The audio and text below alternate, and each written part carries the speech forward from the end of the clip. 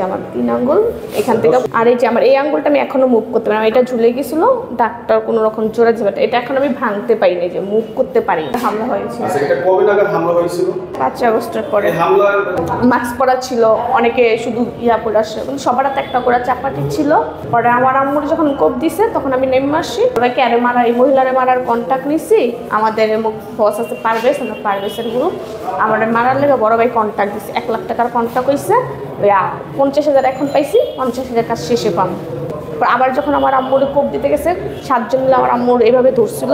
পরে আমি 7 জন ধরছে, কারণ আমার আম্মু তো ছোটাছুটি বাঁচার জন্য সবাই চেষ্টা করে, কেউ চায় না আমাকে কোপ দেওয়া কলা ফলাই দেয়।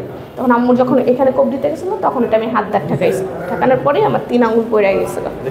এই যে আমার 3 আঙ্গুল এখান থেকে দেখতে পাচ্ছেন যে বিএনপি নেতা কিশোর গ্যাংয়ের কোপে এই যে জাতীয় পার্টির এই যে নেত্রীর 3টা আঙ্গুল কিন্তু কেটে পড়ে গেছে। আর এই যে আমার এই আঙ্গুলটা আমি এখনো মুভ করতে পারি না, এটা ঝুলে গেছিল, ডাক্তার কোনো রকম জোড়া ঝাপটা, এটা এখন আমি ভাঙতে পারি না, যে মুভ করতে পারি না। ঠিক আছে, আমার এইখানে কোপ খাইছি, আমার এইখানে খাইছি, আমার রানে এইখানেও খাইছি, এমন এমন জায়গা নেই যে ওনার না কোপাইছে। কারণ আমার আম্মুর বাঁচানোর জন্য এখানে আমরা 2টা মহিলাই ছিলাম, অন্য কেউ ছিল না, আর কেউ আগে আসে না, কারণ অস্ত্র থাকলে কেউ আসে না, এটা জানে, সবার নিজের জানের মায়াটা থাকে। তোমরা বিচারের জন্য থানা পুলিশ সবার কাছে গিয়েছে? আমরা বিচারের জন্য থানায় গেছিলাম, তখন থানায় পুলিশ ছিল না, অ্যাভেলেবেল ছিল না, ওনারা আমাদের মামলা নিচ্ছে।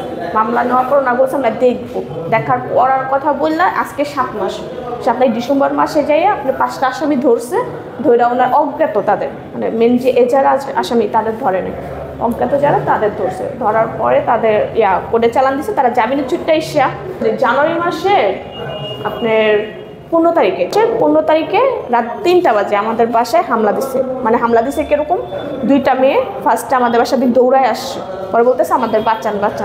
পরে আমরা আব্বু যখন বেরোইছে, আমার আম্মু যখন বেরোইছে তখন দেখে যে ওরা 15-20 জন অস্ত্র নিয়ে দৌড়ায় আসতেছে। পরে আমার আব্বু আম্মু ঘরে ঢুকে গেছে, আমরা কেউ বের হইনি। তখন আমি ঘরের জানলা দরজা ঘুষাইছে, জানলা করছে। তখন আমরা 999 কি কল দেওয়া পুলিশে বলছে, পরে পুলিশ আসার পরে ওদের কেউ পায়নি, কারণ পুলিশ আসছে সাইলেন্ট শুনে ওরা পালাইছে। তারপরে আসামি এখনো ধরা খায়নি। অজ্ঞাত যে 5 জন তারা ধরা খাওয়ার পরে তারাই স্বীকার গেছে, তাদের পুলিশে মারধর করার পরে তারাই বলছে যে আমরা ওনাকে মারার কন্ট্যাক্ট পেয়েছি, আমাদের এই 50,000 টাকা কন্ট্যাক্ট করছে এক নেতা, উনি বিএনপির নেতা।